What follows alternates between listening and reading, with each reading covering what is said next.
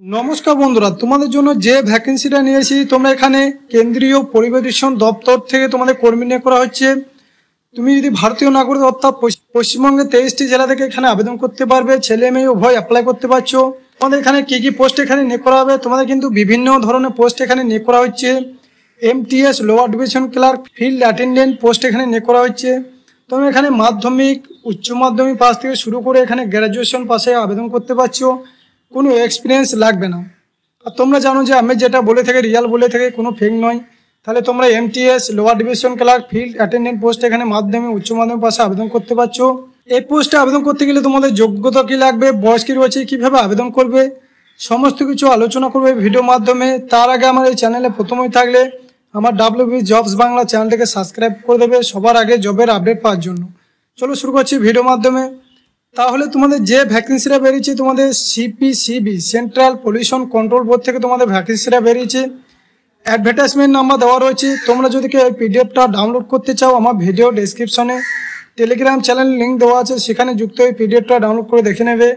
তোমাদের আবেদনটা শুরু হয়েছে 7/4/2025, অর্থাৎ তোমাদের এপ্রিলের 7 তারিখ থেকে আবেদনটা শুরু হয়েছে। আবেদন করার শেষ তারিখ রয়েছে 28/4/2025, অর্থাৎ তোমরা এপ্রিলের 28 তারিখ পর্যন্ত এখানে আবেদন করতে পারবে। তোমাদের কিন্তু অনলাইনে মাধ্যমে আবেদন করতে হবে।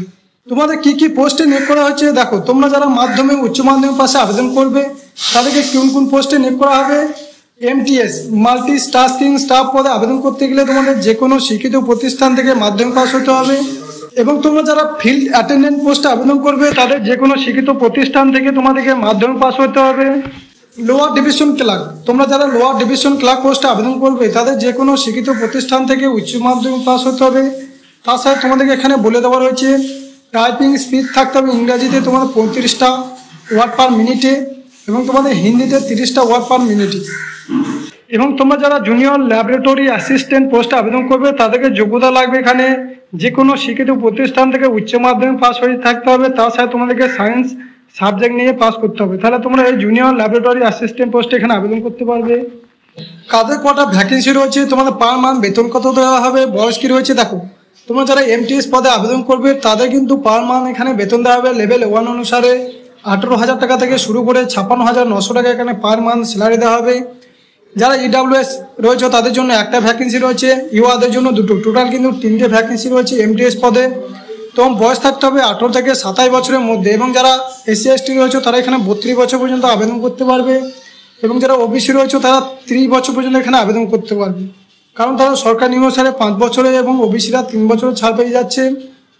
এবং তোমরা যারা ফিল্ড অ্যাটেন্ডেন্ট পোস্টে আবেদন করবে তাহলেও কিন্তু তোমাদের লেভেল 1 অনুসারে 18,000 টাকা থেকে শুরু করে 56,900 টাকা কিন্তু বেতন দেওয়া হবে। টোটাল কিন্তু একটা ভ্যাকেন্সি রয়েছে ইউআদের জন্য। তোমার বয়স থাকতে হবে 18 থেকে 27 বছরের মধ্যে। এবং তোমরা যারা SC/ST রয়েছে তারা 32 বছর পর্যন্ত এবং OBCরা 30 বছর পর্যন্ত এখানে আবেদন করতে পারবে।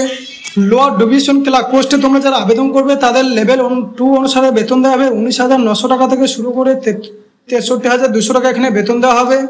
SCদের জন্য 2টো ভ্যাকেন্সি, ইউআদের জন্য 3টে ভ্যাকেন্সি, টোটাল কিন্তু 5টা ভ্যাকেন্সি রয়েছে। বয়স থাকতে হবে তোমার 18 থেকে 27 বছরের মধ্যে।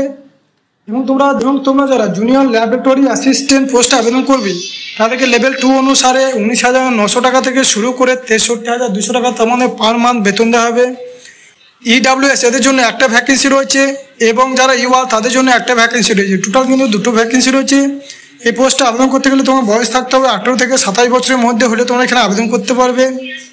এবং তোমাদেরকে অ্যাপ্লিকেশন ফি কত দিতে হবে দেখো। তোমাদের কিন্তু তোমরা যারা 2 ঘন্টার জন্য পরীক্ষা দিতে চাও তাদেরকে কিন্তু 1000 টাকা অ্যাপ্লিকেশন ফি দিতে হবে। এবং তোমরা যারা 1 ঘন্টা পরীক্ষা দিতে যাও তাদের কিন্তু 500 টাকা অ্যাপ্লিকেশন ফি দিতে হবে। এবং তোমরা যারা SC/ST PWD রয়েছে তাদের কোনো অ্যাপ্লিকেশন ফি লাগবে না, তারা ফ্রি অফ কস্টে আবেদন করতে পারছো।